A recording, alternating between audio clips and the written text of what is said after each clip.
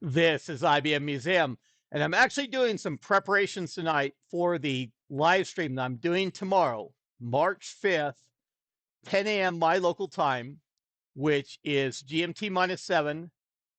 That calculates out to be noon Eastern Standard Time, 11 a.m. for Central Standard Time, and 9 a.m. for Pacific Standard Time. And certainly with the GMT -7, you can go through and calculate if you're outside the continental United States. The easier way is just to go to my channel and click on the reminder. I've got that scheduled, and it'll go through and tell you how long until that stream goes live. Looking forward to a lively discussion, and it's going to be on the PS2 Mul 25 and Mul 30. They have some unique I/O ports on the 8086 base versions of those systems. And of course, I've had the maxed out Mul 30 up on the bench, still do behind me, but I've moved in also this Mul 25 on there. And I've worked with this unit in the past. It's a unit that I actually believe that came from IBM or was used internally because it's got some personnel management software that is marked for internal use only. Of course, I have no reason to dig around in that stuff or anything like that.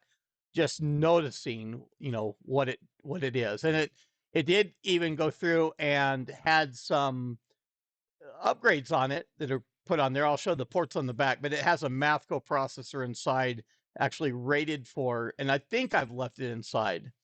It was rated for a lower speed, and the thought is I should probably pull it.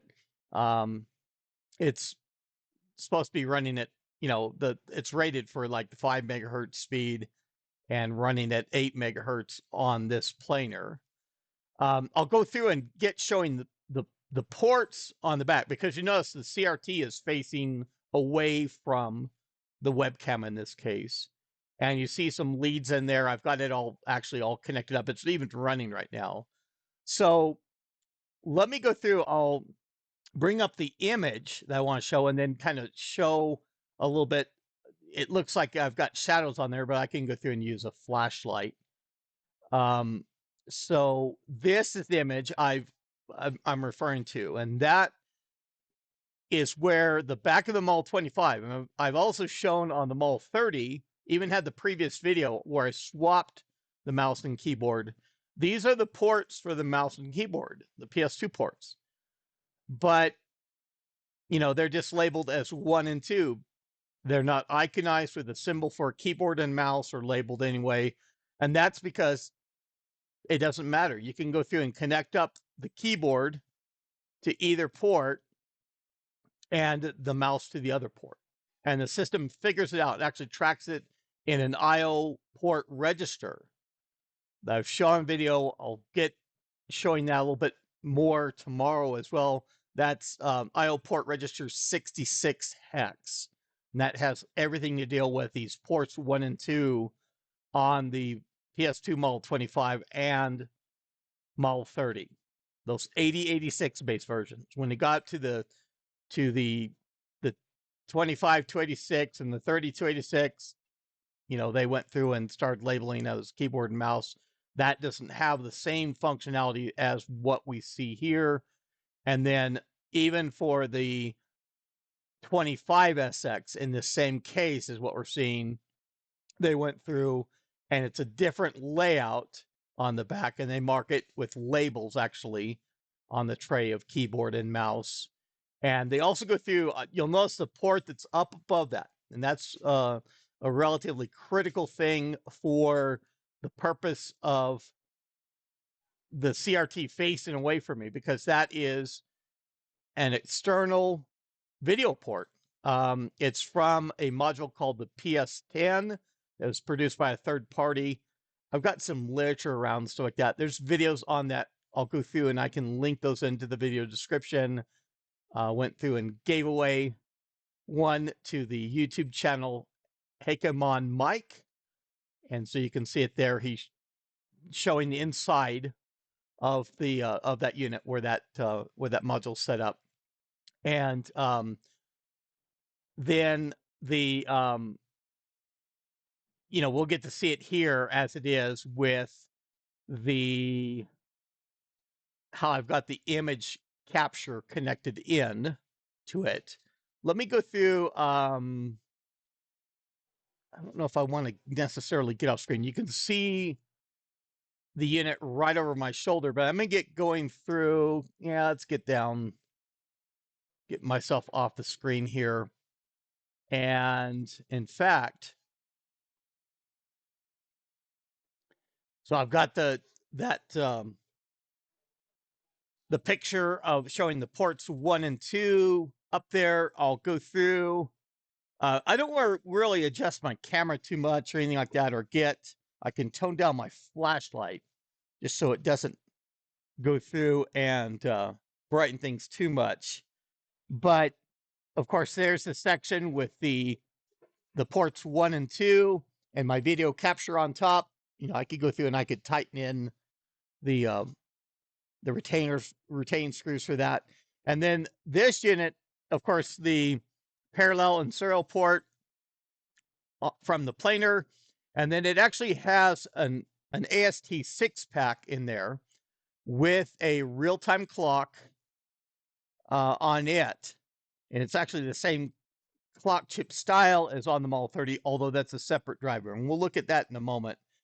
And then that adds a little bit of memory, RAM, and things like that as well, just a tiny bit for all that.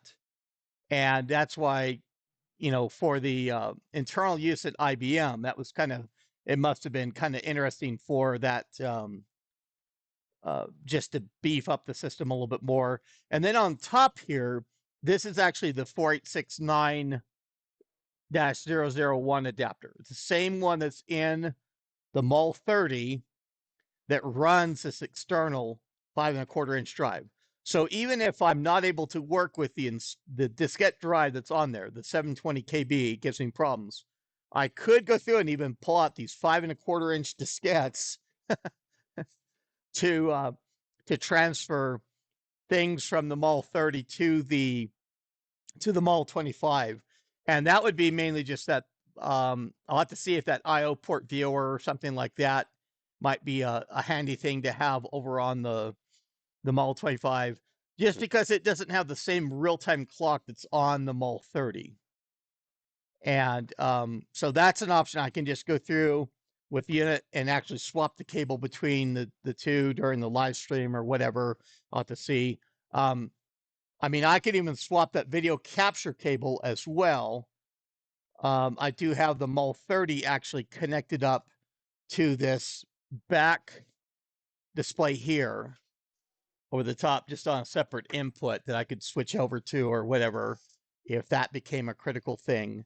Now, I did even pull out a Space Saver keyboard. I have to make sure. In fact, let me go through and I will hide that image display just so I know I have the full screen to work with.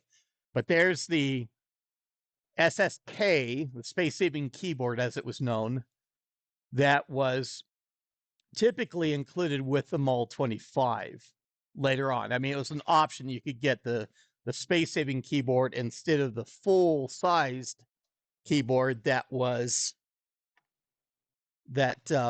had the numpad and all the stuff over here. And so I've got to go through and work with cleaning this a little bit more. But this system is on right now. I'll go through and power it off. On camera, it actually looks cleaner than it is right now. I just got to go through and use my Clorox wipes and go over and wipe it down. But let's go through actually as it is and get switched over to the video capture. I won't need the mouse. I'll get the mouse off to the side. In fact, I meant to go through. Let's do a reboot. And this actually has a since it doesn't have space in there for the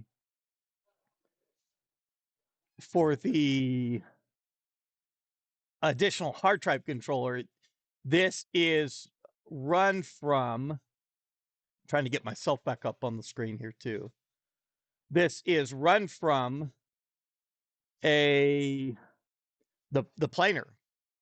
And so we see that AST clock driver start. Now I need to actually find the Y2K fix for this because it shows that date as a in fact, I think the clock is set right as it is.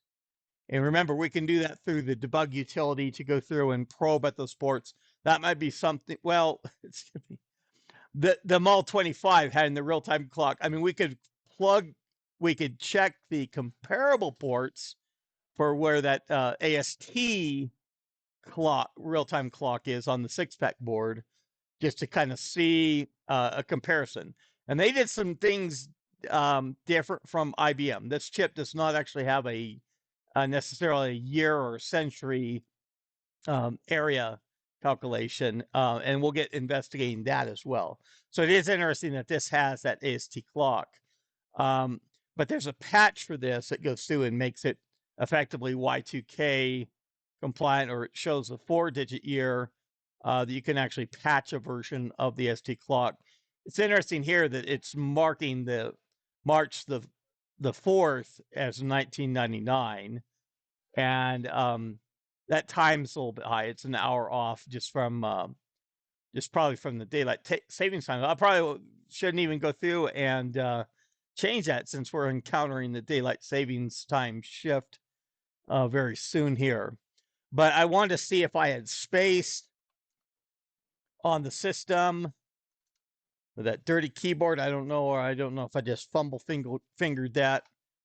But there's a directory of it. We've got 13 megabyte free, so we could put some stuff on there still to go through there for the IO port viewing or something like that.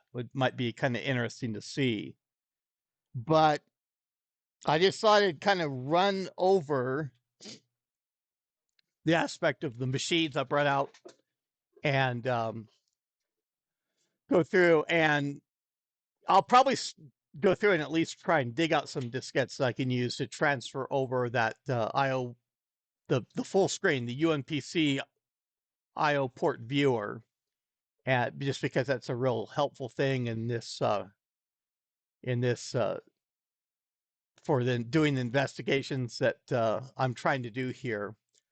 And so I look forward to seeing people on the stream, and you're welcome to ask questions and things like that on the stream as well, just in the chat section. So I hope I have a lively stream, just as lively as we had last Saturday as well, but we'll see. So again, the timing for that is, and of course, March the 5th, tomorrow, being today is March the 4th, and 10 a.m. my local time, GMT -7, which is noon Eastern Standard Time, and 11 a.m. Central Standard Time, and 9 a.m. Pacific Standard Time. So look forward to see you there. And if you like this video, enjoyed seeing me going through this stuff, go ahead and click on that like button, please. And as always, subscribe to my channel if you've not done so already. But this is IBM Museum. That's all I have for now. Thank you.